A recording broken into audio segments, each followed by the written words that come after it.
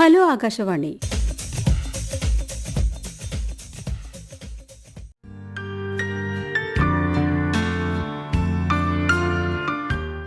റാഗിങ്ങുമായി ബന്ധപ്പെട്ട ശ്രോതാക്കളുടെ ചോദ്യങ്ങൾക്ക് അഡ്വക്കേറ്റ് ഡോക്ടർ എ ജഹാംഗീർ മറുപടി നൽകിയ ഹലോ ആകാശവാണി ഫോൺ പരിപാടിയുടെ ശബ്ദലേഖനം ഇപ്പോൾ കേൾക്കാം.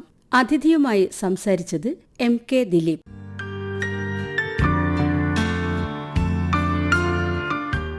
പ്രിയ ശ്രോതാക്കളെ, ഹലോ ആകാശവാണി കൈകാര്യം ചെയ്യുന്ന വിഷയം റാഗിംഗ് എന്നതാണ്. നമ്മുടെ വിദ്യാഭ്യാസ മേഖലയിൽ ഓരോ അക്കാദമിക വർഷത്തിൻ്റെ ആരംഭത്തിലും ഗൗരവതരമായി നമ്മൾ ചർച്ച ചെയ്യുന്നൊരു വിഷയമാണ് റാഗിംഗ് എന്നത്. ഇതുമായി ബന്ധപ്പെട്ട് മാധ്യമങ്ങളിലൊക്കെ വരുന്ന വാർത്തകളൊക്കെ തന്നെ പലപ്പോഴും നമ്മുടെ മനസാക്ഷിയെ തന്നെ ഞെട്ടിക്കുന്നതാണ്. ശക്തമായ നിയമവ്യവസ്ഥിതികൾ നിലവിലുള്ളപ്പോഴും വളരെ ജാഗ്രതയോടുകൂടി അധ്യാപക വിദ്യാർത്ഥി സമൂഹം ഇതിന്മേൽ അവരുടെ എല്ലാ ശ്രദ്ധയും പതിപ്പിക്കുമ്പോൾ പോലും പലപ്പോഴും നമുക്ക് റാഗിങ്ങുമായി ബന്ധപ്പെട്ട ഒറ്റപ്പെട്ട സംഭവങ്ങളെങ്കിലും പലയിടങ്ങളിൽ നിന്നും കാണാൻ സാധിക്കുന്നുണ്ട്.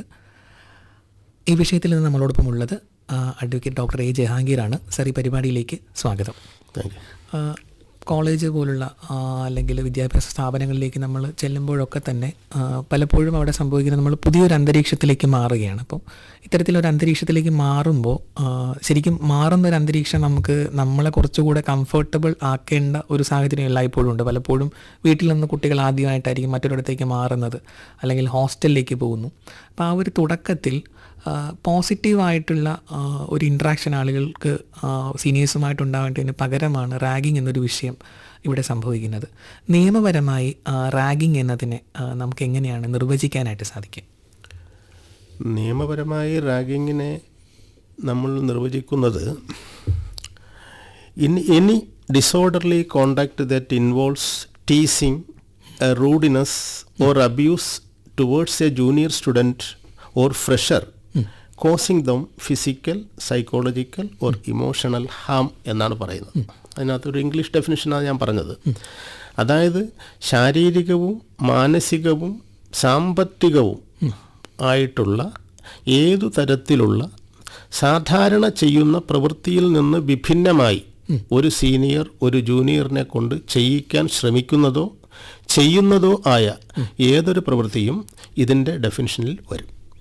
ഇപ്പം നമ്മൾ ഇന്നസെൻ്റ് ഇൻട്രാക്ഷൻ എന്നൊരു വാക്ക് നമ്മൾ ഉപയോഗിച്ചാൽ, ഇപ്പോൾ ഒരു കുട്ടിയോടൊരു പാട്ട് പാടാൻ പറയുന്നു, ഒരു ജൂനിയർ കുട്ടിയോട്. അപ്പം ഇതിനകത്ത് എന്ത് എലമെൻ്റാണ് ഇത്തരത്തിലുള്ള, ഇപ്പോൾ പാട്ട് പാടാൻ പറയുന്നത് എന്ന് പറയുന്നൊരു പ്രവൃത്തി അല്ലെങ്കിൽ ഇൻസ്ട്രക്ഷൻ റാഗിംഗ് ആയിട്ട് മാറുന്നത് എപ്പോഴാണ് ആ ഒരു തിരിച്ചറിവ്? അതിനകത്തൊരു നിർബന്ധം വന്നാൽ നമുക്കതിലേക്ക് വരുത്താം.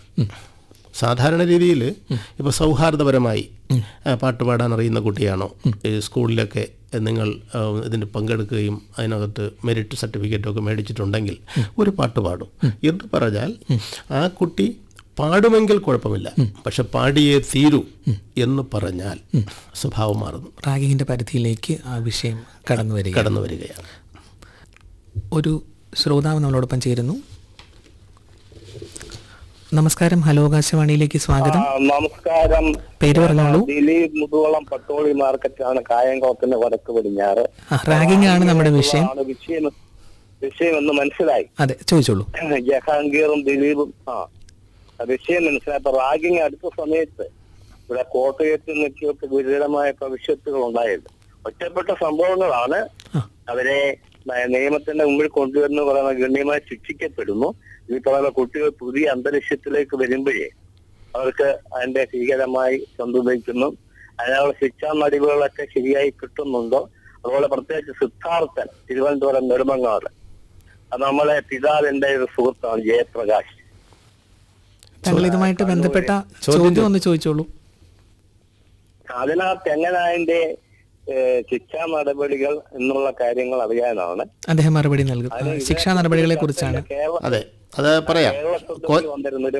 ചോദ്യം മനസ്സിലായി, ശ്രദ്ധിച്ചോളൂ. കേരള റാഗിംഗ് നിരോധന ആക്ട് 1998 9 സെക്ഷൻസ് പ്രധാനമായിട്ടുമുണ്ട്. അതിൽ 4ാമത്തെ സെക്ഷൻ ഈ റാഗിങ്ങിന് ആരാണോ റാഗിങ്ങിന് വിധേയമാകുന്നത് അവരുടെ പരാതിയിൽ ഈ പ്രതികൾക്ക് 2 വർഷത്തെ ശിക്ഷ, 10,000 രൂപ ഫൈൻ, അല്ലെങ്കിൽ ഇത് രണ്ടും കൂടി. ഇതുമാത്രവുമല്ല, ഈ കേരള റാഗിംഗ് നിരോധന ആക്ട് 1998 നമ്മൾ നോക്കുമ്പോൾ 2 വർഷവും ഇതും ഇത്രയും മാത്രമേ ഉള്ളൂ എന്ന് നമ്മൾ ലഘൂകരിക്കേണ്ട ആവശ്യമില്ല.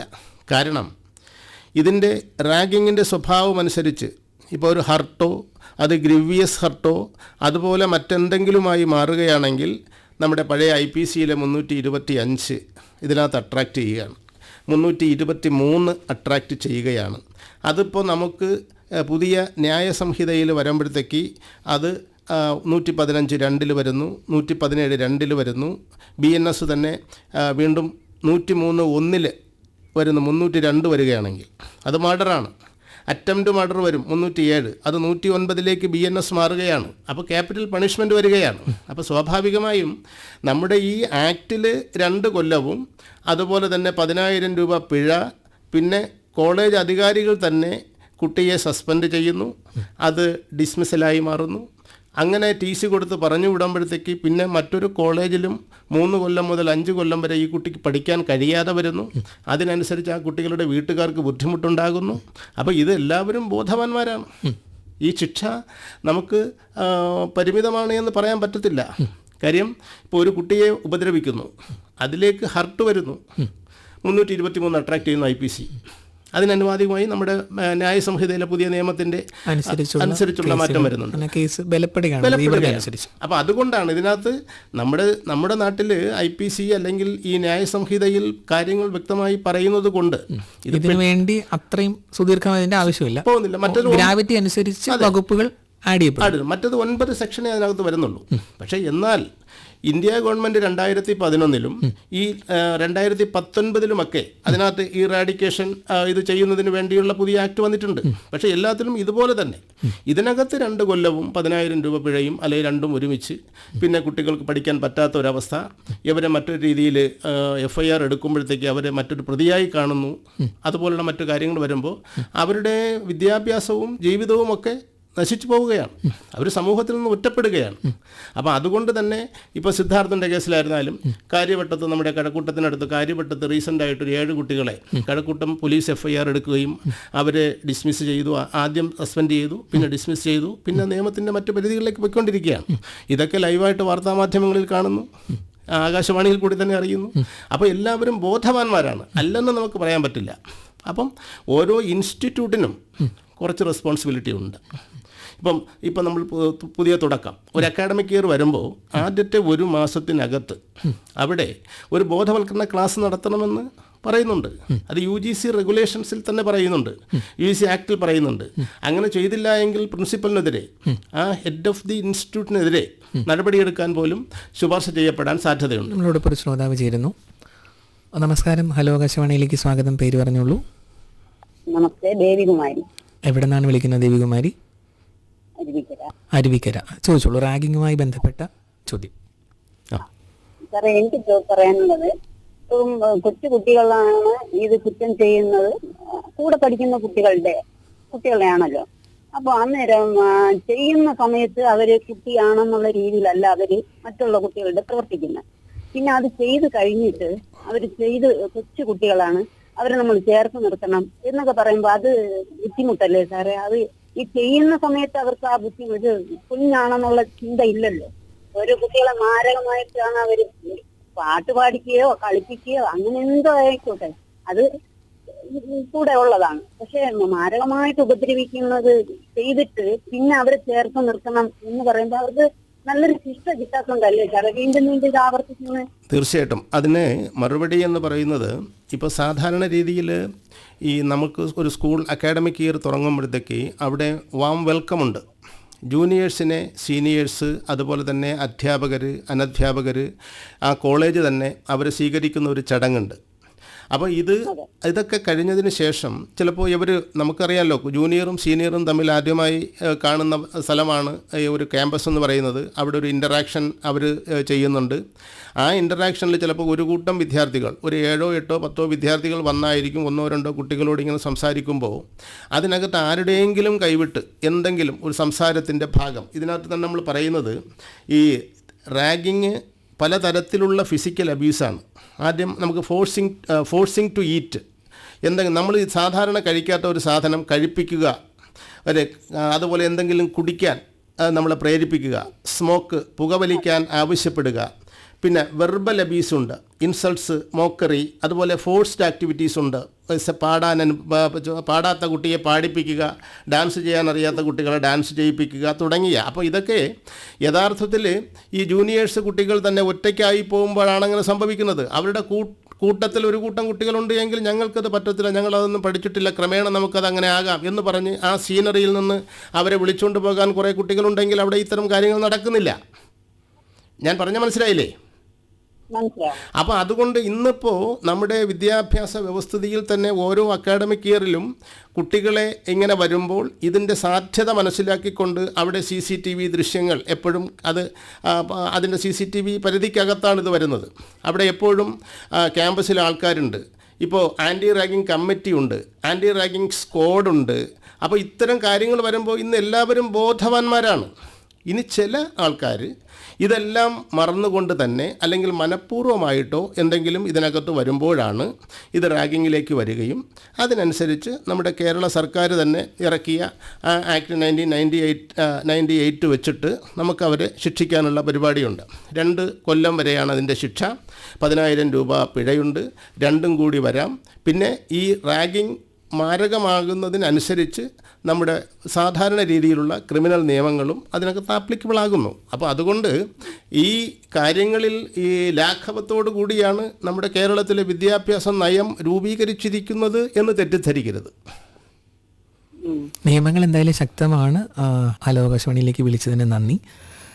നമ്മൾ ഈ വിഷയത്തിലേക്ക് സാർ ഇപ്പോൾ അദ്ദേഹത്തിൻ്റെ ഈ വിഷയത്തിൻ്റെ നിയമ പശ്ചാത്തലത്തെക്കുറിച്ച് പറഞ്ഞു. റാഗിംഗ് എന്ന വിഷയവുമായി ബന്ധപ്പെട്ട് സംസ്ഥാന അടിസ്ഥാനത്തിൽ നിയമങ്ങളുണ്ടായിട്ടുണ്ട്, സുപ്രീം കോടതിയുടെ അടക്കം ഇടപെടലുകൾ ഉണ്ടായിട്ടുണ്ട്, അതേ തുടർന്ന് UGC. അപ്പോൾ ഇതിൻ്റെ ഒരു ഇത്തരത്തിലുള്ള നിയമങ്ങളുടെ ഒരു നാൾ വഴി ഒന്ന് തീർച്ചയായിട്ടും. അപ്പോൾ ഇത് 1998 കേരള റാഗിംഗ് നിരോധന ഓർഡിനൻസ് അഥവാ ആക്ട് നമ്മുടെ കേരള സർക്കാർ കൊണ്ടുവരുന്നത്. അതേസമയം ഇത് കൂടുതൽ ബുദ്ധിമുട്ട് വന്ന സ്ഥിതിക്കാണ് UGC 2009 റാഗിംഗ് തടയുന്നതിനുള്ള UGC റെഗുലേഷൻസ് 2009 വരുന്നത്. പക്ഷേ ഇതിലെല്ലാം കുട്ടികളാണല്ലോ ഇതിനകത്ത്, ജൂനിയേഴ്സ് ആൻഡ് സീനിയേഴ്സാണ്. അപ്പോൾ ഒരു കുട്ടി മറ്റൊരു കുട്ടിയെ ഏതെല്ലാം തരത്തിൽ ഇതിനകത്ത് ബുദ്ധിമുട്ടിക്കാൻ സാധ്യതയുണ്ട് എന്നുള്ളത് എല്ലാ ആക്ടിലും ഒരുപോലെ തന്നെ. അപ്പോൾ അതുകൊണ്ട് അതിനകത്ത് പ്രത്യേകിച്ച് ഇത് പറയുന്നില്ല.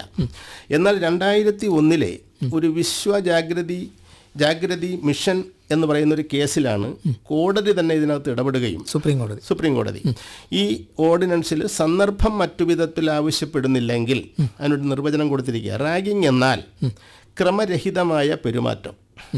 ഞാൻ നേരത്തെ പറഞ്ഞ ഡിസോർഡർലി കോണ്ടക്റ്റാണ്. ഏതെങ്കിലും വിദ്യാഭ്യാസ സ്ഥാപനത്തിലെ ഒരു വിദ്യാർത്ഥിക്ക് ശാരീരികമായോ മാനസികമായോ ദോഷം വരുത്തുന്നതോ അല്ലെങ്കിൽ ഉണ്ടാക്കാൻ സാധ്യതയുള്ളതോ ആയ ഏതു പ്രവൃത്തിയും, അത് ചെയ്യിപ്പിക്കാനാകട്ടെ പ്രേരിപ്പിക്കാനാകട്ടെ, ചെയ്യുന്നതിന് വേണ്ടി പ്രേരിപ്പിക്കുന്നതും കൂടെ നിന്ന് പ്രേരിപ്പിച്ചാലും അത് കുറ്റകരമാണ്. അങ്ങനെ വന്നാൽ പിന്നെ ഇത് മാത്രമല്ല, ഭയപ്പെടുത്തുക, നാണക്കേട് വരുത്തുക, നമ്മുടെ പുതിയ സൈബർ കേസ് പോലെ സോഷ്യൽ മീഡിയയിൽ അങ്ങനെ ചെയ്യും ഇങ്ങനെ ചെയ്യും എന്ന് പറഞ്ഞ് പേടിപ്പിക്കുക, അതൊക്കെ ഇതിനകത്ത് വരുന്നതാണ്. അപ്പോൾ ഇത് വെച്ചിട്ടാണ് നമ്മുടെ ഈ കേരള റാഗിംഗ് നിരോധന ഓർഡിനൻസ് ആക്ടിൽ വെറും 9 സെക്ഷനേ ഉള്ളൂ. അതിൽ 4ാമത്തെ സെക്ഷനാണ് ഇതിനെ പ്രതികളെ എങ്ങനെ ശിക്ഷിക്കാമെന്നതിനെക്കുറിച്ച് പറയുന്നത്. വളരെ സിമ്പിളായിട്ട് 2 വർഷത്തെ ഇംപ്രിസൺമെൻ്റാണ്, 10,000 രൂപ പിഴയാണ്. അതിൻ്റെ ഗ്രവ്യസ് സ്വഭാവം അനുസരിച്ച് അത് രണ്ടും കൂടി കൊടുക്കാം. പക്ഷേ അങ്ങനെ വരുമ്പോൾ ശാരീരികമായ പീഡനം വന്നു എന്നുണ്ടെങ്കിൽ ഇത് നേരെ ലോക്കൽ പോലീസ് FIR രജിസ്റ്റർ ചെയ്ത് അതിനെ പഴയ IPC 323, 325 അതുപോലെ തന്നെ നമ്മുടെ നേരത്തെ പറഞ്ഞതുപോലെ ഏതെങ്കിലും തടഞ്ഞു വെക്കുന്ന 339 340 ഒക്കെ അതിനകത്ത് അട്രാക്ട് ചെയ്യും. അപ്പോൾ അതിന് പ്രത്യേക ശിക്ഷയാണ്. ഒരു ശ്രോതാവ് നമ്മളോടൊപ്പം ചേരുന്നു. നമസ്കാരം, ഹലോ ആകാശവാണിയിലേക്ക് സ്വാഗതം. നമസ്കാരം സാറേ. പറയൂ. റാഗിംഗ് ആണ് നമ്മുടെ വിഷയം, ചോദിച്ചോളൂ. അതെ, ഞാൻ അതിനകത്ത് കേട്ടോണ്ടിരിക്കുമായിരുന്നു. നമുക്ക് ഈ കോളേജിലും അതുപോലെ തന്നെ സ്കൂൾ സ്ഥലങ്ങളിലൊക്കെ ഈ റാഗിങ് നടക്കുന്നതിന് കർശന ഒരു നിയമം നടപ്പാക്കാൻ നിർത്തലാക്കാൻ പറ്റത്തില്ല സാറേ. നമ്മുടെ ഈ നിയമമെന്ന് പറയുന്നത് തന്നെ ഈ prohibition and eradication of ragging act 2019 India government കൊണ്ടുവന്നത് തന്നെ ഇത് പൂർണ്ണമായും നിർത്തലാക്കുന്നതിന് വേണ്ടിയാണ്. അതെ. അപ്പം എവിടെ കുട്ടികളുണ്ടോ അവിടെ ഇത്തരത്തിലുള്ള ജൂനിയർ സീനിയർ ഇൻ്ററാക്ഷൻ ഉണ്ടാകുന്നു. ആ ഇൻ്ററാക്ഷൻ വഴിവിട്ട് പോകുമ്പോൾ റാഗിങ്ങിൻ്റെ സ്വഭാവത്തിലേക്ക് വരുന്നു. അതെ.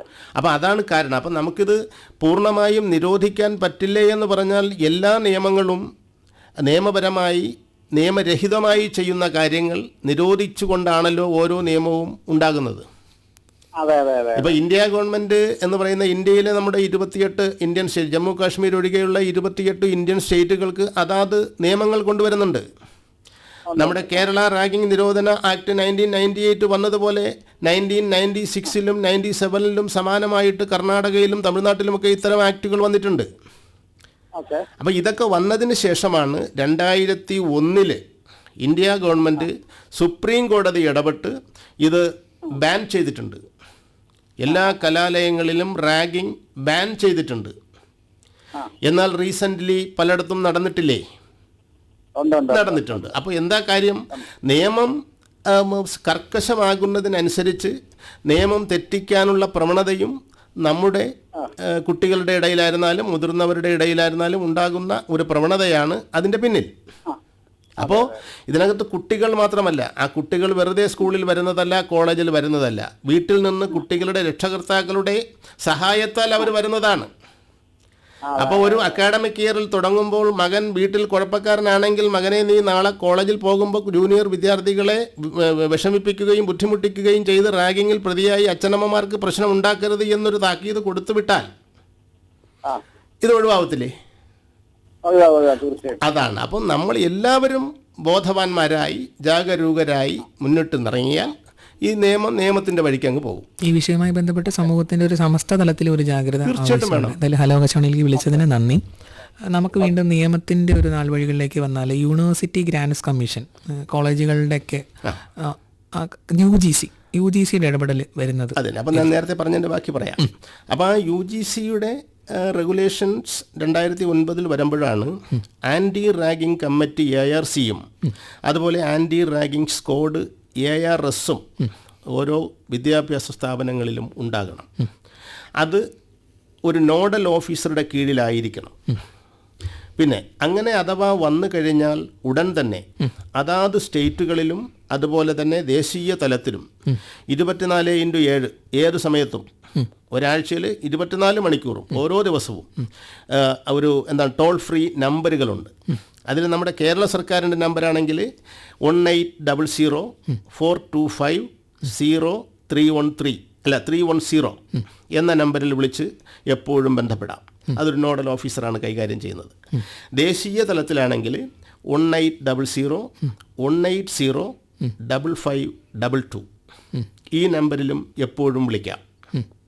പിന്നെ prohibition of ragging act 2011 India government ഒരു അമെൻമെൻറ്റ് കൊണ്ടുവരുന്നതും അതുപോലെ തന്നെ prohibition and eradication of ragging act 2019 വരുന്നതും ഈ അടുത്ത കാലത്തൊക്കെ കേരളത്തിൽ പ്രത്യേകിച്ചും വന്നിട്ടുള്ള ചില കേസുകളുടെ പ്രമാദമായ സ്വഭാവം മനസ്സിലാക്കിക്കൊണ്ടാണ്. ഇപ്പം സിദ്ധാർത്ഥ് നമുക്കറിയാം, പൂക്കോട്ട് വയനാട്ടിലുള്ള ഒരു വെറ്ററിനറി കോളേജിൽ പീഡനം ഇരയാവുകയും ആത്മഹത്യ ചെയ്യുകയും ചെയ്തു. അതിൻ്റെ അടിസ്ഥാനത്തിൽ അവിടെ കുട്ടികൾക്കെതിരെ നടപടിയെടുത്തു. അപ്പോൾ പോലീസും അവിടെ എക്സ്റ്റേണലായിട്ടാണ്. അപ്പോൾ അവിടെ അതിൻ്റെ തലവൻ അവിടെ വെറ്ററിനറി കോളേജിൽ ചില ബുദ്ധിമുട്ടുകൾ ആദ്യം വന്നത് എന്ന് പറയുന്നത് അവിടെ വാർഡൻ അറിഞ്ഞില്ല, അവിടുത്തെ HOD അറിഞ്ഞില്ല, പിന്നീടാണ് അറിയുന്നത് എന്നൊക്കെ പറയുന്നത്. അപ്പോൾ അവിടെ ചില സാങ്കേതികമായി പല കുഴപ്പങ്ങളും ഉണ്ടായിട്ടുണ്ടായിരിക്കാം. പക്ഷേ ഇപ്പം നമുക്കറിയാം റാഗിംഗ് എന്നത് ക്യാമ്പസിനകത്താകാം, ക്യാമ്പസിന് പുറത്താകാം, ഹോസ്റ്റലിലാകാം, ഈവൻ ബാത്റൂമിൽ വരെയാകാം. അങ്ങനെ വന്നാൽ നടക്കുന്നത് ഒരു വിദ്യാഭ്യാസ സ്ഥാപനത്തിനുള്ളിൽ തന്നെ ആവണോ നിർബന്ധമില്ല. ഈവൻ കുട്ടി അവിടെ നിന്ന് വരുമ്പോൾ യാത്രാമധ്യേ കോളേജിൽ വെച്ച് പറ്റില്ല, അവിടെ CCTV ദൃശ്യങ്ങളൊക്കെ ഉള്ളതുകൊണ്ട് പെട്ടെന്ന് പിടിക്കപ്പെടും. അതുകൊണ്ട് ബസ്സിൽ വെച്ച് നമുക്ക് അവനെ ഇന്ന് റാഗിങ് ചെയ്യാം എന്ന് പറഞ്ഞാൽ പോലും പക്ഷെ അവിടെയും ചെയ്യേണ്ടത് ഈ കുട്ടി റിട്ടേണായിട്ട് ആ ഹെഡ് ഓഫ് ദി ഇൻസ്റ്റിറ്റ്യൂഷൻ പ്രിൻസിപ്പലിന് ലെറ്റർ കൊടുത്തിട്ട് മാത്രമേ മറ്റു പരിപാടിയിലേക്ക് പോകാവൂ. ആദ്യത്തെ നടപടി അതാണ്. എങ്കിൽ മാത്രമേ അതിനൊരു തുടർച്ചയായി റാഗിങ് വരൂ. അല്ലെങ്കിൽ ബസ്സിൽ വെച്ച് നടന്ന മറ്റൊരു അടിപിടി കേസ് പോലെ അങ്ങ് പോകുകയുള്ളൂ. പക്ഷേ ഇതിലേക്ക് വരണമെങ്കിൽ ഇത് സ്കൂളിൽ നിന്ന് തുടങ്ങിയ അല്ലെ കോളേജിൽ നിന്ന് തുടങ്ങിയതാണ് എന്ന് വരത്തക്ക രീതിയിൽ. അപ്പോൾ ഇതിനകത്തൊരു റിട്ടൺ കംപ്ലൈൻറ്റ് മസ്റ്റാണ്. അത് വിക്ടിം തന്നെ കൊടുക്കണമെന്ന് നിർബന്ധമില്ല. അതാണ് റാഗിങ് ഇതിൻ്റെ ആക്റ്റിൽ പറയുന്നത്.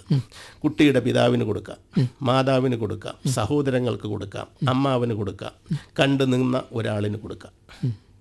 ഈ കണ്ടുന്ന ആളിന് അയാളുടെ ഐഡന്റിറ്റി ഹൈഡ് ചെയ്തുകൊണ്ട് ഒരു പരാതി കൊടുക്കാനായിട്ട് സാധിക്കും. കൊടുക്കാൻ പറ്റും, അല്ലെങ്കിൽ ഐഡന്റിറ്റി വെളിപ്പെടുത്തിക്കൊണ്ടും കൊടുക്കാം. അവർ പറയുന്നത് ആക്ടിൽ പറയുന്നത് they have to do so എന്നാണ്.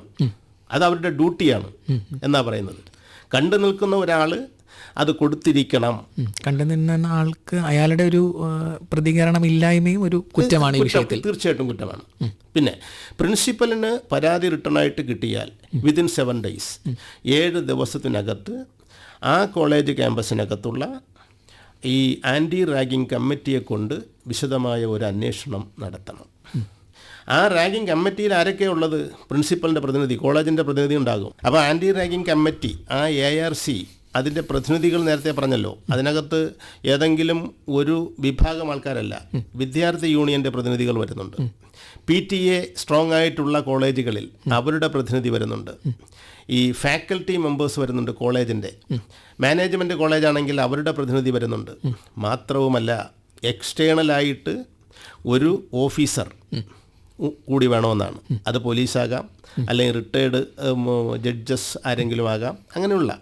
അപ്പോൾ അവർ 7 ദിവസത്തിനകത്ത് ഇതിനെക്കുറിച്ച് വിശദമായ ഒരു അന്വേഷണം നടത്തി പ്രിൻസിപ്പലിന് റിപ്പോർട്ട് കൊടുക്കുകയും ആ റിപ്പോർട്ടിൻ്റെ അടിസ്ഥാനത്തിൽ ഈ കുട്ടിയെ വിളിച്ചു വരുത്തി പരാതിക്ക് ആധികാരികമായി സംഭവിച്ചത് ശരിയാണെന്നുണ്ടെങ്കിൽ ഉടൻ തന്നെ അദ്ദേഹം എന്ത് ചെയ്യണം? ലോക്കൽ പോലീസിന് റിപ്പോർട്ട് ചെയ്ത് FIR എടുപ്പിച്ച് അതോടൊപ്പം തന്നെ ഈ കുട്ടികളെ, പ്രതികളായിട്ടുള്ളവരെ എന്ത് ചെയ്യണം? സസ്പെൻഡ് ചെയ്യണം.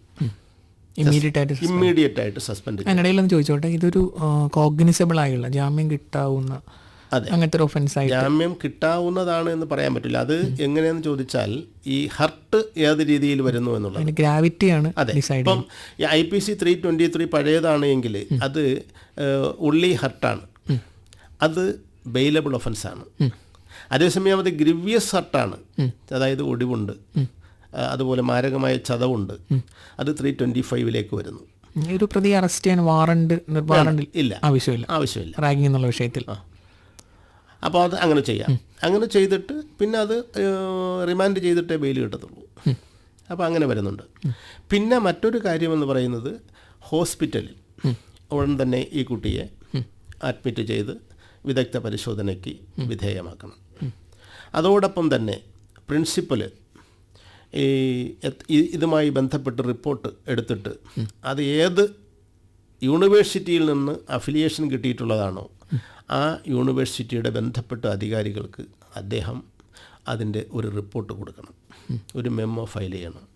അതല്ലെങ്കിൽ അദ്ദേഹത്തിനെതിരെ UGC നടപടിയെടുക്കും, യൂണിവേഴ്സിറ്റി നടപടിയെടുക്കും. അപ്പം യഥാർത്ഥത്തിൽ ഒരു കോളേജിനും അതിൻ്റേതായ റെസ്പോൺസിബിലിറ്റി ഉണ്ട്.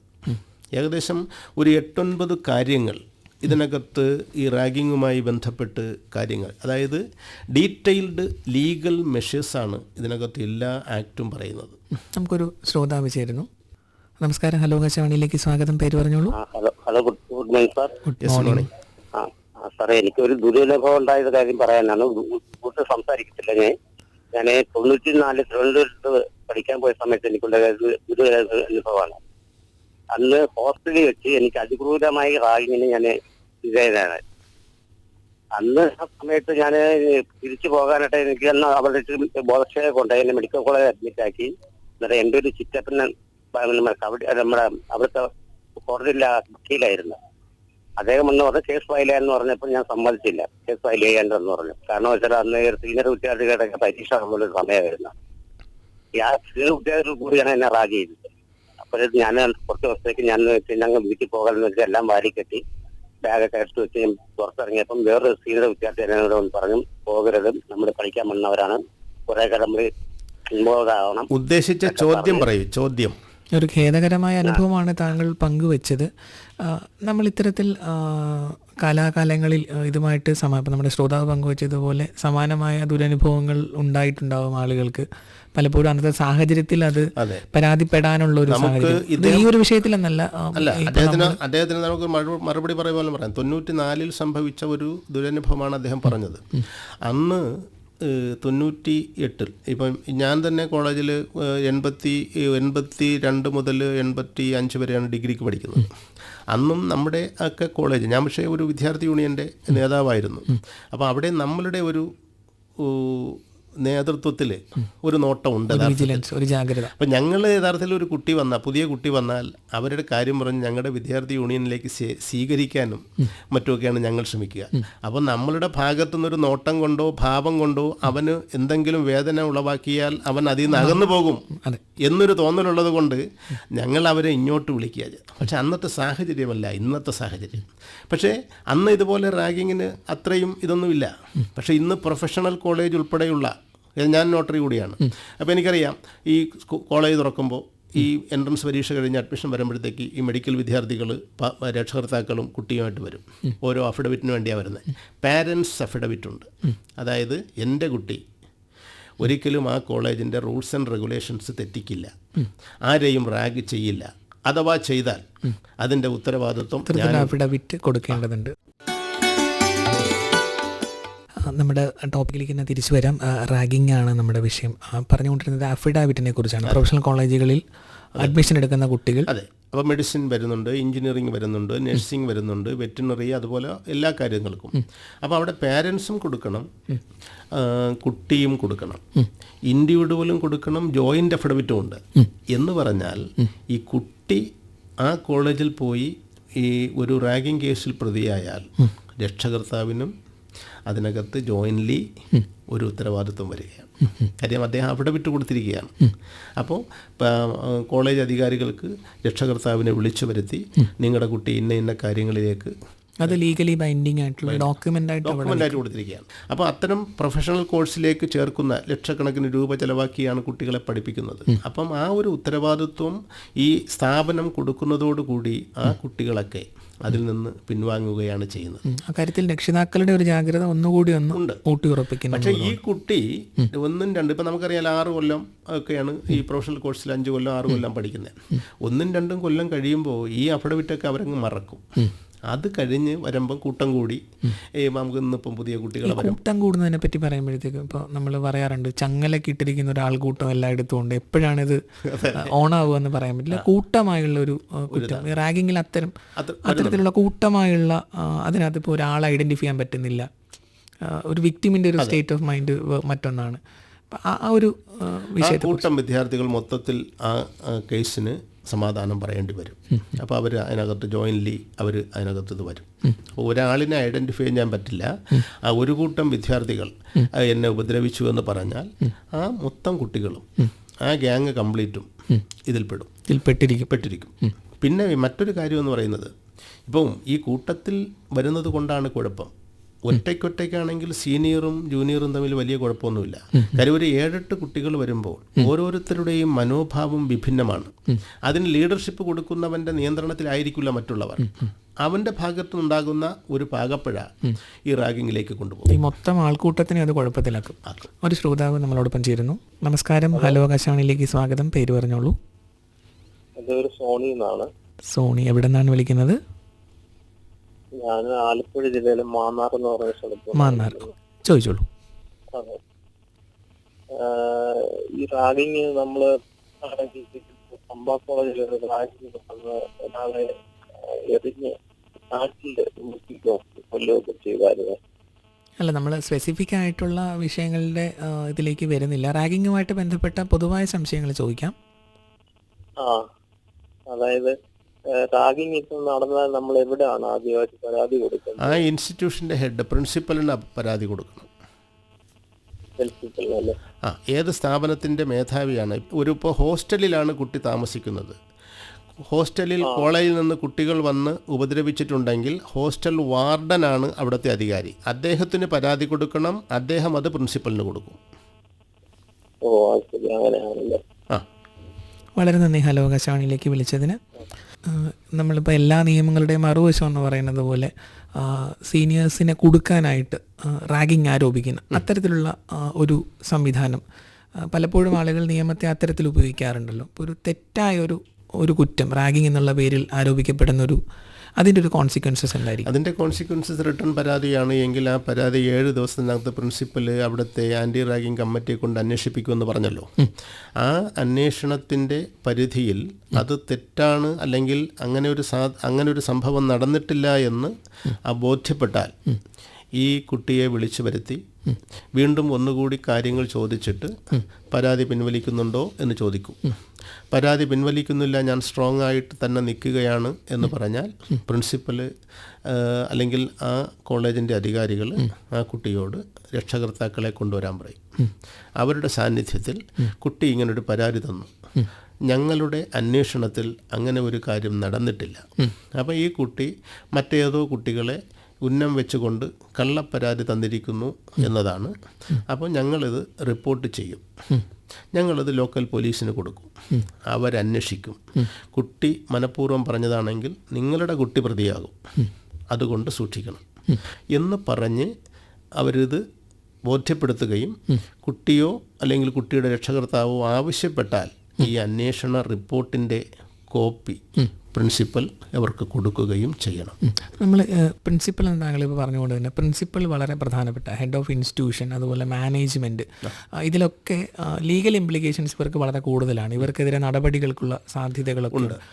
ആ ഒരു ഹെഡ് ഓഫ് ഇൻസ്റ്റിറ്റ്യൂഷൻ്റെ ഒരു റോള്, അതായത് നമ്മുടെ സെക്ഷൻ നമ്മൾ നേരത്തെ പറഞ്ഞ നമ്മുടെ കേരള റാഗി പ്രൊഹിബിഷൻ ആക്ട് 1998 പറഞ്ഞല്ലോ, അതിൽ തന്നെ സെക്ഷൻ 4 ഇവരുടെ ശിക്ഷ പറഞ്ഞു. എന്നാൽ സെക്ഷൻ 6, 5 തുടങ്ങിയ കാര്യങ്ങൾ പറയുന്നത് ഈ പ്രിൻസിപ്പലിൻ്റെ, അതായത് സ്ഥാപന മേധാവികളുടെ ഉത്തരവാദിത്വം അവർ പാലിച്ചില്ല എങ്കിൽ അവർക്ക് എതിരെയുള്ളതാണ്. ഒരു പരാതി കൊടുത്തു, ആ പരാതി അന്വേഷിക്കുന്നില്ല. അതിന് പല കാരണങ്ങളാകാം. ചിലപ്പോൾ ഈ ആരോപിക്കപ്പെട്ട പ്രതികൾ അവിടുത്തെ വിദ്യാർത്ഥി യൂണിയൻ്റെ നേതാക്കളായിരിക്കാം. അപ്പോൾ പ്രിൻസിപ്പലിന് ചില പരിമിതികളുണ്ട്. അങ്ങനെ അദ്ദേഹം അത് പൂഴ്ത്തി വെച്ചാൽ ഈ പ്രിൻസിപ്പൽ സമാധാനം പറയേണ്ടി വരും. അപ്പോൾ അവിടെ അദ്ദേഹം അതിനെ അബറ്റ്മെൻറ്റിന്, അത് ഏത് ആണോ ആ സെക്ഷനിൽ വരുന്ന അതിൻ്റെ അബറ്റ്മെൻറ്റിന് ഇദ്ദേഹം പ്രതിയാവും. അപ്പോൾ അദ്ദേഹത്തിനെയും ഈ സെക്ഷൻ 4 പറയുന്നത് പോലെ 2 വർഷത്തെ ശിക്ഷയും 10,000 രൂപ പിഴയും പറയുന്നുണ്ട്. പ്രതിയാകണമെന്നില്ല, അതിനകത്ത് ഒരു നിസ്സംഗത പാലിച്ച് അത് ചെയ്യാതിരുന്നാലും ഈ പരിധിയിൽ ഈ കുറ്റത്തിന് അവരും പ്രതിയാവും. ഈ റാഗിംഗ് വിരുദ്ധ ബോധവൽക്കരണവുമായി ബന്ധപ്പെട്ട് പോസ്റ്ററുകൾ പതിക്കുക, അക്കാഡമിക് ഇയറിൻ്റെ തുടക്കത്തിൽ ഓറിയൻറ്റേഷൻ, അത്തരത്തിലുള്ള പ്രവൃത്തികളെക്കുറിച്ച്, അത്തരത്തിലുള്ള മാൻഡേറ്ററി ആയിട്ട് ചെയ്യേണ്ട കാര്യങ്ങളെക്കുറിച്ച് ഈ നിയമം നിഷ്കർഷിക്കുന്നുണ്ടോ? ഉണ്ട്. അതായത് ഇതിനകത്ത് UGCയുടെ ആക്റ്റിലും സുപ്രീം കോടതി 2001 ഇത് ബാൻ ചെയ്തതിന് ശേഷം ഒരു സ്ലോഗൻ തന്നെ പറയുന്നുണ്ട്. സ്ലോഗൻ ഫോർ ആൻറ്റി റാഗിംഗ് പറയുന്നുണ്ട്. അതായത് stop bullying, start bonding, say no to ragging and stop ragging.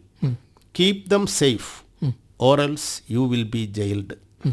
Ragging is not human. Respect, love and care is human. ഇത് പതിപ്പിക്കണം, ബോർഡ് കാണിക്കണം. നോട്ടീസ് ബോർഡിൽ, കോളേജിൻ്റെ പാർലറുകളിൽ, നോട്ടീസ് ബോർഡുകളിൽ ഇത്തരം സ്ലോഗൻ കുട്ടികൾ കാണും വിധം വെക്കണം എന്ന് തന്നെ നിഷ്കർഷിച്ചിട്ടുണ്ട്. ബോധവൽക്കരണം ഇപ്പം സാധാരണ ഒരു അക്കാഡമിക് ഇയർ തുടങ്ങുന്നതിന് മുമ്പ് ആദ്യത്തെ 1 മാസം ഈ സീനിയർ ജൂനിയർ ഇൻ്ററാക്ഷൻ അതിൽ കവിഞ്ഞു പോകാതിരിക്കാൻ, അതിർവരമ്പ് കടക്കാതിരിക്കാൻ ബോധവൽക്കരണ ക്ലാസുകൾ, അതും തൊട്ടടുത്തുള്ള ഹോസ്പിറ്റലുകളിലെയോ സൈക്യാട്രിസ്റ്റുമാരോ അല്ലെങ്കിൽ തൊട്ടടുത്തുള്ള നമ്മുടെ ഈ സോഷ്യൽ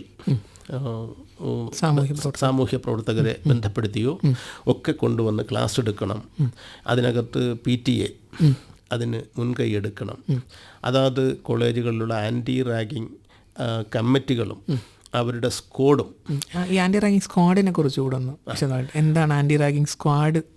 ആൻറ്റി റാഗിങ് സ്ക്വാഡ് എന്ന് പറഞ്ഞാൽ അതൊരു പെർമനൻ്റ് ബോഡിയാണ്. ഈ ഒരു അക്കാഡമിക് ഇയർ തുടങ്ങി തീരുന്നതുവരെ ആ കോളേജിൻ്റെ പരിസരത്ത് എപ്പോഴും അവരുടെ പ്രതിനിധികൾ ഉണ്ടാകണം. കമ്മിറ്റി റിപ്പോർട്ട് ചെയ്ത് എന്തെങ്കിലും പരാതി കിട്ടിക്കഴിഞ്ഞാൽ അത് അന്വേഷിക്കണം. അതല്ലാതെ തന്നെ ഇവർക്ക് പ്രോ ആക്റ്റീവായിട്ട് റാഗിങ് സാധ്യതയുള്ള സ്ഥലങ്ങൾ മുൻകൂട്ടി കണ്ട് അതായത് നേരത്തെ പറഞ്ഞതുപോലെ ഈ ഒറ്റപ്പെട്ട് ജൂനിയേഴ്സും സീനിയേഴ്സും കണ്ടുമുട്ടാൻ സാധ്യതയുള്ള സ്ഥലങ്ങളെ കഴിവതും ഒഴിവാക്കാൻ ഇവരുടെ സാന്നിധ്യം ഉറപ്പുവരുത്തണമെന്നാണ്.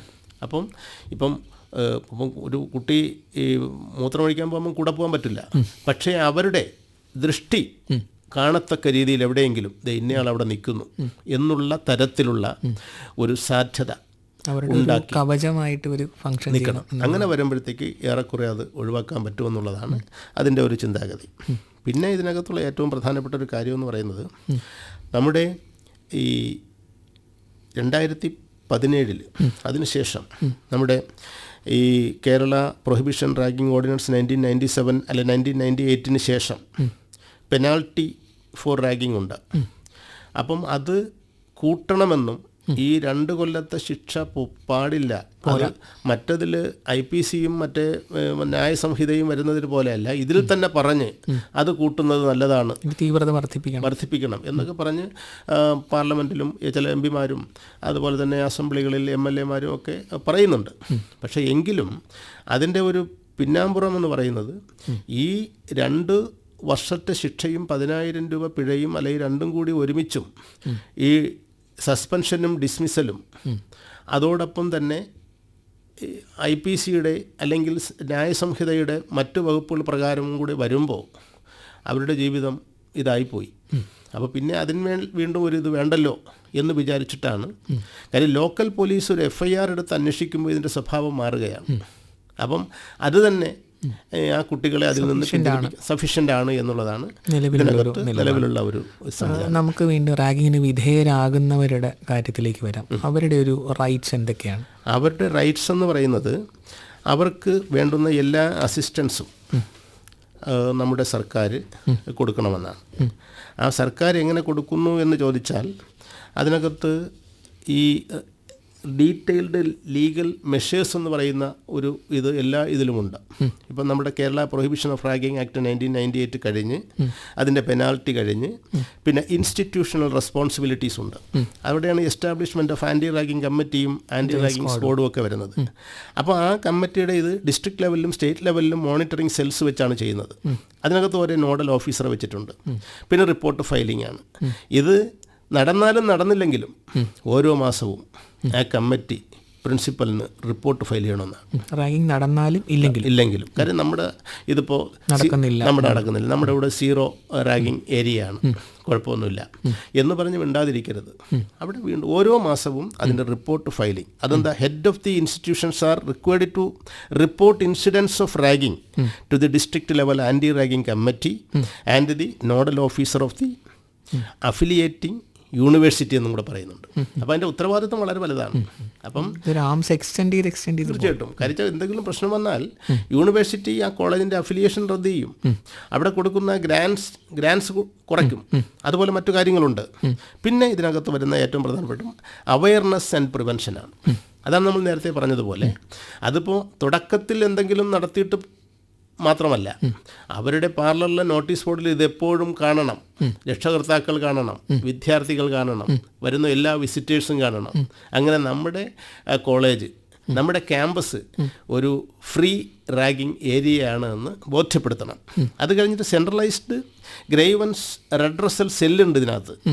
അതിനെ നിയന്ത്രിക്കുന്നത് Kerala state legal services authority കെൽസയാണ്. കെൽസയ്ക്ക് തന്നെ അവിടെ എന്താണ്, KELSA has suggested implementing a centralised grievance redressal mechanism ഉണ്ട് അവിടെ. അവർക്ക് ജില്ലാ ഫോറമുണ്ട്, താലൂക്ക് ഫോറമുണ്ട്, അതിൻ്റെയൊക്കെ. അപ്പോൾ അവർ പോയി ഈ വിക്ടിമിനെ, സാർ നേരത്തെ ചോദിച്ചതുപോലെ, ഒരു വിക്ടിം വന്നു, ആശുപത്രി ചികിത്സയിലാണ്, ചിലപ്പോൾ സാമ്പത്തികമായി വളരെ ബുദ്ധിമുട്ട് അനുഭവിക്കുന്ന ഫാമിലിയാണ്, അവർക്ക് വേണ്ടുന്ന സഹായം ഈ കെൽസയുടെ നിയന്ത്രണത്തിൽ ജില്ലാ ലെവൽ, താലൂക്ക് ലെവൽ കമ്മിറ്റികൾ ചെയ്തു കൊടുക്കണം. 10,000 രൂപയിൽ കുറയാത്ത സാമ്പത്തിക സഹായം ആദ്യമേ തന്നെ അവർക്ക് കൊടുക്കണം. അവർക്ക് വേണ്ടുന്ന എല്ലാ ലീഗൽ അസിസ്റ്റൻസും കൊടുക്കണം എന്ന് വ്യക്തമായിട്ട് പറയുന്നുണ്ട്. അതുപോലെ തന്നെ ഈ വിക്ടിമിൻ്റെ ഐഡൻറ്റിറ്റി ഇത്തരം വിഷയങ്ങളിൽ അതിൻ്റെ ഒരു പ്രൊട്ടക്ഷൻ എങ്ങനെയാണ്? അതിന് പോക്സോയിൽ വരാത്തത് കൊണ്ട് ഒരു പ്രശ്നം വരുന്നില്ല. പോക്സോ അതായത് 18 വയസ്സിന് താഴെയുണ്ടെങ്കിൽ മാത്രമാണ് ഐഡൻറ്റിറ്റിയുമായി ബന്ധപ്പെട്ട് വരുന്നത്. ഇന്നിപ്പോൾ നമ്മുടെ നാട്ടിൽ സ്കൂളുകളിൽ ഇത്തരം കാര്യങ്ങളൊന്നും റിപ്പോർട്ട് ചെയ്തിട്ടില്ല, വളരെ കുറച്ച് മാത്രമേ, അല്ല തുലവും ഇല്ല എന്ന് തന്നെ പറയാം. പക്ഷെ കോളേജുകളിലാണ്. അപ്പോൾ ഇന്നിപ്പോൾ +2 ലെവൽ വരെയുള്ളത് സ്കൂളുകളിലാണ്. അത് കഴിഞ്ഞ് വരുമ്പം 18 വയസ്സ് കഴിഞ്ഞവരാണ് കോളേജ് തലത്തിലേക്ക് പോകുന്നത്. അപ്പോൾ അവിടെ ആ ഐഡൻറ്റിറ്റി റിവീൽ ചെയ്യാതിരിക്കേണ്ട ആവശ്യകത വരുന്നില്ല. അതുപോലെ തന്നെ ഈ കേസിൽ പലപ്പോഴും വിറ്റ്നസ് സാക്ഷികളാകുന്ന ആളുകൾക്ക് നിയമപരമായ എന്തെങ്കിലും പ്രൊട്ടക്ഷൻ ഉണ്ടാവും. അവരും ഇത് ഇവരുടെ കെൽസയുടെ അല്ലെങ്കിൽ ആ ഡിസ്ട്രിക്ട് ലെവൽ അല്ലെങ്കിൽ താലൂക്ക് ലെവൽ അതോറിറ്റിയുടെ കീഴിലാണ്. അവർക്ക് വേണ്ടുന്ന എല്ലാ സഹായങ്ങളും കൊടുക്കും. ലോക്കൽ പോലീസ് അതിന് വേണ്ടുന്ന സഹായങ്ങൾ ചെയ്തു കൊടുക്കും. ഇപ്പം നമ്മളിത് ഒരു വിക്ടിമിൻ്റെ ഭാഗത്ത് നോക്കിക്കഴിഞ്ഞാൽ ഇത് സംഭവിച്ചു കഴിയുന്നിടത്തുനിന്ന് ഒരു ഫൈറ്റ് സ്റ്റാർട്ട് ചെയ്യുവാണ്. അപ്പോൾ ആ ഒരു കോൺസ്റ്റൻ്റ് ആയിട്ട് നമ്മൾ ഓരോ ഘട്ടത്തിലും ഇപ്പോൾ കോളേജിലേക്ക് പരാതി കൊടുക്കുന്നു, കോളേജ് ഇത് വേണ്ട രീതി പരിഗണിക്കുന്നില്ല. നമ്മൾ ആ ഒരു ടൈം ഫ്രെയിം എങ്ങനെയാണ്? എത്ര ദിവസം നമ്മൾ കാത്തിരിക്കണം? അടുത്ത് നമ്മൾ എങ്ങോട്ടാണ് പോകേണ്ടത്? നമ്മുടെ നാട്ടിൽ ഇപ്പോൾ ഇതുപോലെ വളരെ സീരിയസ് ആയിട്ടുള്ള ചില കേസുകളിൽ ഒഴികെ ബാക്കി എല്ലാ കേസുകളും കോംപ്രമൈസ് ചെയ്ത് പോകുകയാണ് സാധാരണ വരുന്നത്. അതാണ് ചില ആൾക്കാർ ചോദ്യങ്ങളിലൂടെ പറയാൻ ശ്രമിച്ചത്. കാരണം എന്ന് പറഞ്ഞാൽ കുട്ടികൾ സീനിയർ ആയിരുന്നാലും ജൂനിയർ ആയിരുന്നാലും പ്രതികളായിരുന്നാലും വിക്ടിമായിരുന്നാലും കുട്ടികളാണല്ലോ. അപ്പോൾ രക്ഷകർത്താക്കൾ പറയും എന്തായിരുന്നാലും സംഭവിച്ചു, ആ കോളേജ് മാറ്റി കുട്ടിയെ വീണ്ടും പഠിക്കാനുള്ളൊരു സംവിധാനം ഉണ്ടാക്കാം, നമുക്ക് വീണ്ടും ആരെയും ശിക്ഷിച്ചും അതുപോലെ മറ്റു കാര്യങ്ങളിലും ഒന്നും പോണ്ട എന്ന് പറഞ്ഞ് സ്വയം പിന്മാറുന്ന ഒരു പ്രവണത നമ്മുടെ നാട്ടിൽ വരുന്നുണ്ട്. അതിൻ്റെ മറവിലാണ് ഈ ഇത്തരം കാര്യങ്ങൾ. അപ്പോൾ അത് ഈ നിയമത്തിൻ്റെ വഴിക്ക് പോയാലും അവസാനം പരാതി പിൻവലിക്കപ്പെടുകയും പ്രതികൾ രക്ഷപ്പെടുകയും ചെയ്യുമ്പോൾ ഇത് ആരെയോ സഹായിക്കാൻ വേണ്ടി ചെയ്തതാണ് എന്ന് മറ്റുള്ളവർക്ക് തോന്നും. പരാജയമല്ല, നിയമത്തിൻ്റെ പരാജയമല്ല. അവിടെ ആൾക്കാർ പേടിച്ചിട്ട്, അത് പല കാരണങ്ങൾ കൊണ്ടാകാം. ചിലപ്പോൾ അത് ഫൈറ്റ് ചെയ്യാൻ എതിരായിട്ട് നിൽക്കുന്ന ആൾക്കാർ സമൂഹത്തിൽ ഉന്നതന്മാരുടെ മക്കളായിരിക്കാം. അവർക്ക് പിടിപാടുണ്ട്, പൈസയുണ്ട്, മറ്റുള്ളവരുണ്ട്. ഇവിടെ സാധ്യത നേരെ കുറവാണ്. സാർ നേരത്തെ പറഞ്ഞ പോലെ വിക്ടിമിനെ വരട്ടി പ്രശ്നം ഉണ്ടാക്കാം, സാക്ഷികളെ പിടിച്ചുകൊണ്ട് പോകാം. ഇങ്ങനെയൊക്കെ വരുമ്പോൾ അത് മുന്നിൽ കണ്ടുകൊണ്ട് ചിലപ്പോൾ പിൻവാങ്ങുന്നതാകാം. പക്ഷേ സ്ട്രോങ് ആയിട്ട് കേസ് നടത്തിയാൽ ഈ വിക്ടിമാകുന്ന ഈ പ്രതികളാകുന്ന അവരുടെയൊക്കെ ജീവിതം പോകും. തുടർന്ന് വിദ്യാഭ്യാസം കിട്ടത്തില്ല, അവർക്ക് മറ്റൊരു ജോലി ലഭിക്കാൻ ഈ പോലീസ് എടുത്തു വെച്ചേക്കുന്ന FIR തന്നെ തടസ്സമാകും. ഞാൻ കോളേജിൽ പഠിച്ചപ്പോഴേ കുഴപ്പക്കാരനാണ് എന്നുള്ള തോന്നൽ വരും. അപ്പോൾ അതുകൊണ്ട് തന്നെ ഇപ്പോഴത്തെ പുതുതലമുറ ഇതിൽ നിന്ന് സ്വമേധയാ പിന്തിരിഞ്ഞ് നമ്മുടെ കലാലയങ്ങൾ, ക്യാമ്പസുകൾ ഒരു റാഗിങ് ഇല്ലാത്ത ഏരിയയായി മാറുന്നതിന് നമുക്ക് പ്രതീക്ഷിക്കാമെന്നേ പറയാൻ പറ്റും. ഈ പ്രതീക്ഷയോടൊപ്പം നമ്മുടെ പൊതുസമൂഹത്തിൻ്റെ ജാഗ്രത എത്രത്തോളം ഈ വിഷയത്തിൽ ഉണ്ടാകേണ്ടതുണ്ട്? ഇപ്പം നമ്മുടെ പലയിടങ്ങളിലും കുട്ടികളുടെ ബിഹേവിയർ അല്ലെങ്കിൽ കുട്ടികളുടെ പെരുമാറ്റം, അസ്വാഭാവികത, ഇതൊക്കെ നമ്മൾ പലപ്പോഴും ജീവിതത്തിൽ കാണാറുണ്ട്. പക്ഷേ അതിനോട് പ്രതികരിക്കാൻ എന്തുകൊണ്ടോ സമൂഹം പലപ്പോഴും തയ്യാറാകാറില്ല. അല്ലെങ്കിൽ ഇപ്പോൾ സമൂഹം അതിനെ വേറൊരു തരം വൈബായിട്ടൊക്കെ കണക്കാക്കാറുണ്ട്, അവരുടെ വിഷയങ്ങൾ ഇടപെടുന്നതിനെ കുറിച്ചൊക്കെ. പൊതുസമൂഹത്തിൻ്റെ ഒരു ജാഗ്രത തീർച്ചയായിട്ടും രക്ഷകർത്താക്കൾ കൂടി ശ്രദ്ധിച്ചാൽ ഈ പ്രശ്നം പകുതി കുറയും. പിന്നെ ഏറ്റവും പ്രധാനപ്പെട്ട കാര്യം, ഈ റാഗിങ് പ്രതികളാകുന്ന ഏറെക്കുറെ കുട്ടികൾ ഈ അടുത്ത കാലത്ത് കണ്ട പല സ്ഥലങ്ങളിലും അമിതമായ മയക്കുമരുന്ന് ഉപയോഗിച്ചിട്ടാണ് ഇവർ ഇതിൽ ഉൾപ്പെട്ടിട്ടുള്ളത് എന്ന് കാണാം. അപ്പോൾ അവിടെ ഒരു സാമൂഹ്യ പ്രതിബദ്ധത, നേരത്തെ സാർ പറഞ്ഞതുപോലെ കുട്ടികളും രക്ഷകർത്താക്കളും സമൂഹത്തിലുള്ള മറ്റുള്ളവരും വളരെ ജാഗരൂകരായിരുന്നാൽ നമുക്കിതിൻ്റെ കാഠിന്യം കുറയ്ക്കാൻ പറ്റും. ഇപ്പം നമ്മളൊരു പുതിയ തുടക്കം എന്നുള്ള രീതിയിൽ പറയുകയാണെങ്കിൽ കോളേജിലേക്ക് പോകാൻ തയ്യാറെടുക്കുന്ന ഓരോ കുട്ടിയും ഒരു പ്രോആക്റ്റീവായിട്ട് അവരെ തന്നെ പ്രൊട്ടക്റ്റ് ചെയ്യാനായിട്ട് ചെയ്യേണ്ട കാര്യങ്ങൾ എന്തൊക്കെ മനസ്സിൽ ഉറപ്പിച്ചായിരിക്കണം ഓരോ കുട്ടിയും കോളേജിലേക്ക് പോകേണ്ടത്? തീർച്ചയായിട്ടും ഇന്നിപ്പം പലയിടത്തും കൗൺസിലിംഗ് എന്ന് പറയുന്നൊരു ഏർപ്പാടുണ്ട്. കാര്യം ഇപ്പോൾ ഒരു സ്ഥാപനത്തിൽ നിന്ന് പഠിച്ചിറങ്ങി കുട്ടി അടുത്ത കോളേജിലേക്ക് പോകുന്നതിന് മുമ്പ് തന്നെ ഈ നേരത്തെ പഠിച്ചിരുന്ന സ്ഥാപനം തന്നെ അവർക്ക് കൗൺസിലിംഗ് കൊടുക്കുന്ന ചില പരിപാടി ഇപ്പം എൻ്റെ നാട്ടിലൊക്കെ ഉണ്ട്. എന്നെയും പലപ്പോഴും അതിനൊക്കെ വിളിച്ചിട്ട് ക്ലാസ് എടുക്കാനൊക്കെ വിളിച്ചിട്ടുണ്ട്. അപ്പോൾ അങ്ങനെ ചെയ്യുന്നുണ്ട്. ചില പാരലൽ സംവിധാനങ്ങൾ അവിടെയുള്ള ഈ സ്പോർട്സ് ക്ലബ്ബുകൾ, അതുപോലെ തന്നെ മറ്റ് ഈ NGO യൂണിയനുകൾ, അതിൻ്റെ അസോസിയേഷനുകൾ, അവരൊക്കെ ഈ പുതിയ കലാലയത്തിലേക്ക് അവർ പോകുമ്പോൾ എന്തു ചെയ്യണം, എന്തു ചെയ്യരുത് എന്നുള്ളതിനെക്കുറിച്ചുള്ള ബോധവൽക്കരണ ക്ലാസുകൾ. മറ്റൊരു സ്ലോഗൻ കടമെടുത്താൽ ഭയമല്ല ജാഗ്രതയാണ്. തീർച്ചയായിട്ടും. നമുക്ക് ആവശ്യം. ഒരു ശ്രോതാവ് ചേരുന്നു. നമസ്കാരം, ഹലോ ആകാശവാണിയിലേക്ക് സ്വാഗതം. നമസ്കാരം സാർ. പേര് പറഞ്ഞോളൂ. സാറേ, എന്റെ ഒരു ചോദ്യം, എന്റെ പേര് കൃഷ്ണനാഥനാണ്, തിരുവനന്തപുരത്ത് നിന്നാണ് വിളിക്കുന്നത്. ഓക്കെ, ചോദിച്ചോളൂ. സാർ, എന്റെ ഒരു ചോദ്യം, സാറ് പറഞ്ഞു ഈ റാഗിങ് നടന്ന ഉടനെ തന്നെ പ്രിൻസിപ്പാളിന് പരാതി കൊടുക്കണമെന്ന്. അപ്പൊ ഈ പരാതി കൊടുക്കേണ്ട ആള് ഗ്രീവിയസ് ആയിട്ട് ഒരു പരിക്ക് പറ്റി ഹോസ്പിറ്റലിലായി പോയി പരാതി കൊടുക്കാൻ ബുദ്ധിമുട്ടുമായി. അങ്ങനെ വന്നാൽ ഇതിനെതിരെ നടപടി എടുക്കില്ലേ സാറേ? തീർച്ചയായിട്ടും. നമ്മൾ നേരത്തെ പറഞ്ഞല്ലോ, വിക്ടിം തന്നെ പരാതി കൊടുക്കണമെന്ന് നിർബന്ധമില്ല. ആ കുട്ടിയുടെ വേണ്ടപ്പെട്ട ആൾക്കാർ, പിതാവോ മാതാവോ സഹോദരങ്ങളോ അമ്മാവനോ ആർക്കും. ഇനി അഥവാ ഹോസ്പിറ്റലിൽ നമ്മൾ അഡ്മിറ്റ് ചെയ്യുമ്പോൾ ആ കുട്ടി പറയുകയാണ് ഞാൻ ഇന്ന കോളേജിൽ വെച്ച് റാഗിങ്ങിന് വിധേയമായി എന്ന് പറഞ്ഞാൽ അവിടെ വൂണ്ട് സർട്ടിഫിക്കറ്റ് രേഖപ്പെടുത്തുന്ന ഡോക്ടർ തന്നെ ഉടൻ തന്നെ പോലീസിനെ അറിയിച്ചിരിക്കണം. അങ്ങനെയാണ്. അപ്പോൾ അതുകൊണ്ട് ഇപ്പം കണ്ടു നിൽക്കുന്ന ഒരാളും അദ്ദേഹത്തിൻ്റെ ഒരു ഡ്യൂട്ടിയാണ് അത് വേണ്ടപ്പെട്ടവരെ അറിയിക്കുക എന്നുള്ളത്. അവർക്ക് ചിലപ്പം പെട്ടെന്ന് കോളേജിൽ പോയി പരാതി കൊടുക്കാൻ പറ്റില്ല, പക്ഷേ ലോക്കൽ സ്റ്റേഷനിൽ വിളിച്ച് പറയാൻ പറ്റും. സംശയം കൂടെ. ചോദിച്ചോളൂ. ഈ ആന്റി റാഗിംഗ് സ്ക്വാഡില് സാറ് പറഞ്ഞതുപോലെ കോളേജിലെ പ്രതിനിധികൾ മാത്രമാണോ വരുന്നത്, അതോ പുറത്തുനിന്നുള്ളവരെ ഉൾപ്പെടുത്താമോ ആന്റി റാഗിംഗ് സ്ക്വാഡിൽ? ആന്റി റാഗിംഗ് സ്ക്വാഡില് ഇപ്പൊ സാറേ മിക്കയിടത്തും അടികളൊക്കെ നടക്കുന്നത് കോളേജിന് വെളിയിലായിരിക്കും. അപ്പൊ ഒരു കടക്കാരനായിരിക്കും ഇത് കാണുന്നത്. അപ്പം ഒരു കോളേജിന്റെ അടുത്തുള്ള ഒരു കടക്കാരനെ ഒക്കെ ഉൾപ്പെടുത്താമോ, അതോ അങ്ങനെ പാടില്ല? ഇല്ല, അങ്ങനെ ക്യാമ്പസിനകത്ത് അന്യ ആൾക്കാരെ കടത്തി പ്രശ്നമുണ്ടാക്കാൻ ആരും ശ്രമിക്കാറുമില്ല, അത് ചെയ്യാറുമില്ല. പക്ഷേ ഈ ആന്റി റാഗിംഗ് കമ്മിറ്റിയിൽ തൊട്ടടുത്ത പോലീസ് സ്റ്റേഷനിൽ നിന്നുള്ള ഒരു പ്രതിനിധിയെ ഉൾപ്പെടുത്താനായിട്ട് ഇത് പറയുന്നുണ്ട്. അതൊരു പോലീസ് ഉദ്യോഗസ്ഥനായതുകൊണ്ടാണ്. അതേസമയം തൊട്ടടുത്ത കടക്കാരനായ ഒരു വ്യാപാരിയെയോ വ്യവസായിയെയോ മറ്റുള്ളവരെയോ ഇതിനകത്ത് വെക്കാൻ പറ്റത്തില്ല. അതേസമയം ഒരു മാനേജ്മെൻറ്റ് കോളേജാണെങ്കിൽ ആ മാനേജ്മെൻറ്റ് തീരുമാനിക്കുകയാണ് ഞങ്ങളുടെ പരിസരത്തുള്ള ഒരു സാമൂഹ്യ പ്രവർത്തനെ അതിനകത്ത് ഉൾപ്പെടുത്തണം എന്ന് പറഞ്ഞാൽ അവർക്ക് തീരുമാനിക്കാം. അതേസമയം ഗവൺമെൻറ് കോളേജാണെങ്കിൽ ഗവൺമെൻറ് തലത്തിലുള്ള ഉദ്യോഗസ്ഥർ അതിനകത്ത് പോലീസ് സ്റ്റേഷനിലെ ആരെങ്കിലും ഒരു പ്രതിനിധിയെ കൂടെ വയ്ക്കാം. ഒരു ചോദ്യം കൂടെ. അപ്പോൾ ഈ വിദ്യാർത്ഥി സംഘടനയിലുള്ളവരാണ് ഇതിൽ ഒരു മെമ്പർ എന്ന് സാർ പറഞ്ഞു. അതെ, വിദ്യാർത്ഥി സംഘടനയിലുള്ള. അപ്പം പല വിദ്യാർത്ഥി സംഘടന ഇതിൽ വരുമ്പോഴും ഈ കോളേജുകളിൽ, ചില കോളേജുകളിലൊക്കെ ഒറ്റ സംഘടനയെ അനുവദിക്കുന്നുള്ളൂ. കോളേജുകളിൽ തന്നെ അവരങ്ങനെ ഒരു അപ്രമാദ്യം വെച്ചു. അപ്പൊ അങ്ങനെ വരുമ്പോൾ ഇതിൽ ഒരു വെള്ളം ചേർക്കൽ പരിപാടിയാവും. അല്ല, ഇതിനകത്ത് എത്ര യൂണിയൻ ഉണ്ടെങ്കിലും ഓരോ യൂണിയനും ഓരോരുത്തരെ വീതിച്ചു കൊടുക്കുന്ന പരിപാടിയില്ല. വിദ്യാർത്ഥികൾക്കൊരു പ്രതിനിധി, അത്രയേ ഉള്ളൂ. അങ്ങനെയുള്ളൂ. അധ്യാപകരുടെ ഭാഗത്തുനിന്ന്, അനധ്യാപകരുടെ ഭാഗത്തുനിന്ന്, പാരൻസിൻ്റെ ഭാഗത്തു നിന്ന്, അക്കാഡമിക് ലെവലിൽ ഇങ്ങനെ ഓരോ പ്രതിനിധികളെ വെക്കത്തുള്ളൂ.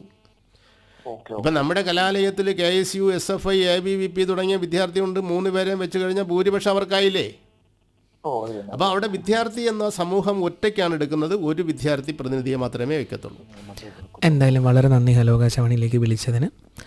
അതുപോലെ ഭീതി ഉള്ള മറ്റൊരു വിഭാഗം എന്ന് പറയുന്നത് രക്ഷിതാക്കളാണ്. രക്ഷിതാക്കൾക്കുള്ളൊരു പൊതുവെ പറയുന്ന ഒരു ആശങ്ക, കുട്ടികൾ അവരോടൊന്നും പറയാറില്ല എന്നുള്ളത് പുതിയ തലമുറയെക്കുറിച്ച് പറയുന്ന ഒരു ആശങ്കയാണ്. അതുകൊണ്ട് തന്നെ കോളേജിലേക്ക് പോകുമ്പോൾ കോളേജിൽ സംഭവിക്കുന്ന കാര്യങ്ങളെക്കുറിച്ചൊക്കെ പലപ്പോഴും രക്ഷിതാക്കൾക്ക് കൃത്യമായ വിവരം സമയാസമയങ്ങളിൽ ലഭിക്കുന്ന ഒരു സാഹചര്യം പലയിടങ്ങളിലും കണ്ടുവരുന്നില്ല.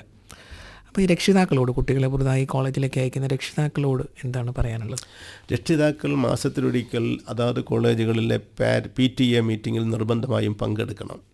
എങ്കിൽ മാത്രമേ അവരുടെ കുട്ടികളുടെ കോളേജിനകത്തുള്ള അവരുടെ ലീലാവിലാസങ്ങൾ എന്താണ് എന്ന് നമുക്കറിയാൻ പറ്റും.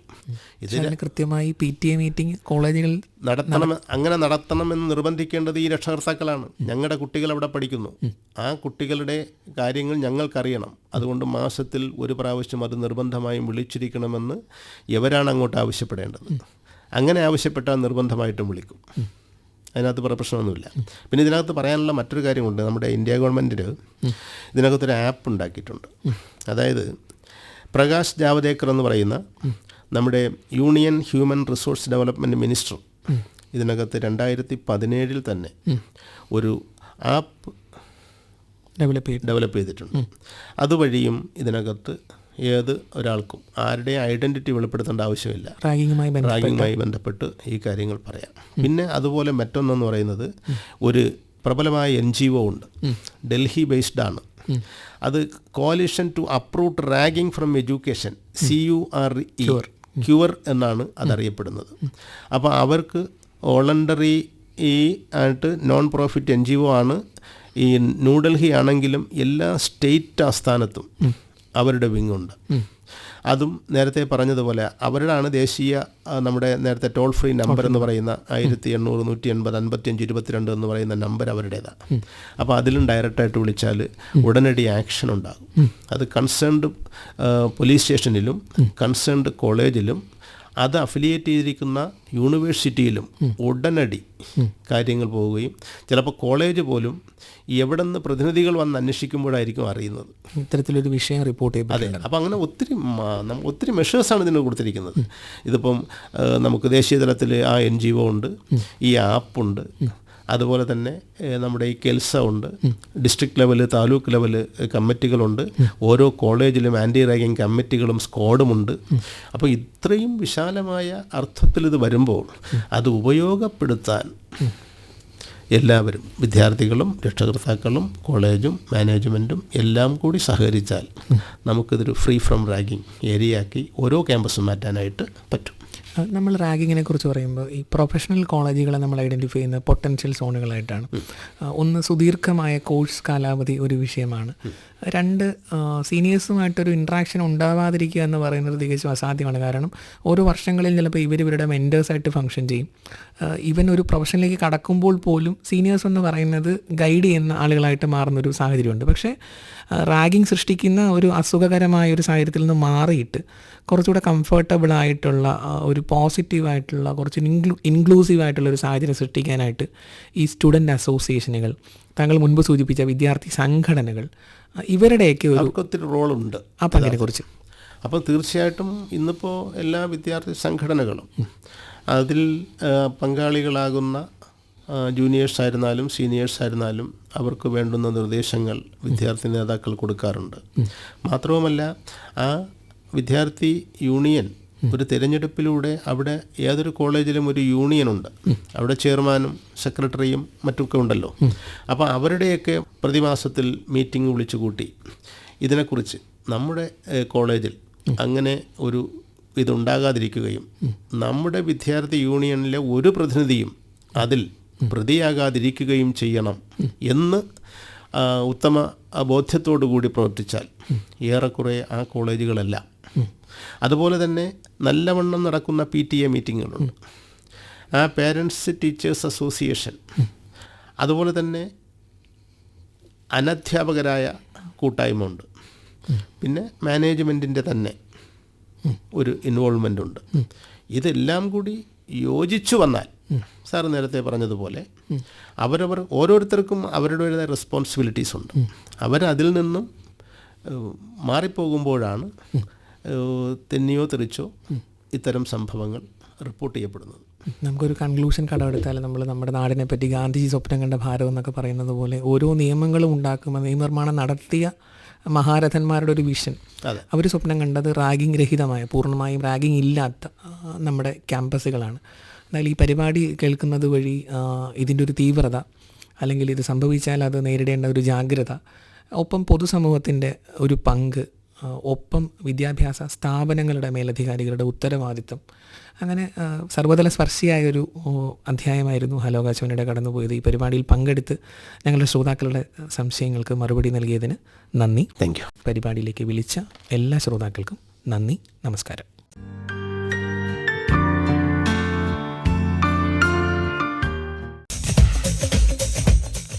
ഇരുപത്തിനാല് മണിക്കൂറും പ്രവർത്തിക്കുന്ന national anti ragging committee toll free number 1800-180-5522.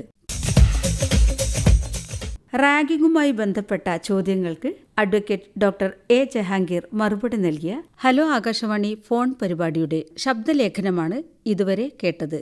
അതിഥിയോട് സംസാരിച്ചത് MK ദിലീപ്.